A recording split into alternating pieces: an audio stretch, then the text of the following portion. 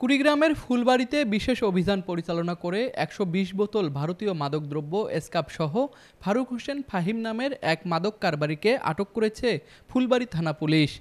আটক ওই মাদক কারবারি উপজেলার কাশীপুর ইউনিয়নের শ্যামপুর গ্রামের মৃত জয়নাল আবেদিনের ছেলে।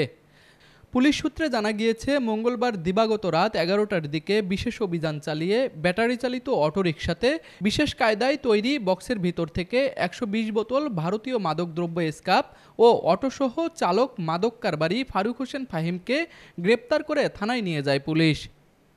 কুড়িগ্রাম জেলার পুলিশ সুপার মহোদয়ের দিক নির্দেশনায় মাদক বিরোধী অভিযান পরিচালনা করে অত্র থানাধীন কদমতলা মোড় হইতে একটি অটো চার্জার যোগে বিশেষ কায়দায় মাদক পরিবহনকালে একজন আসামিকে ধৃত করে তার দেখানো মতে ১২০ বোতল স্কাপ উদ্ধার করা হয়। কুড়িগ্রাম প্রতিনিধির পাঠানো তথ্যচিত্রে তুষার আচার্য, ডেস্ক রিপোর্ট, RCTV।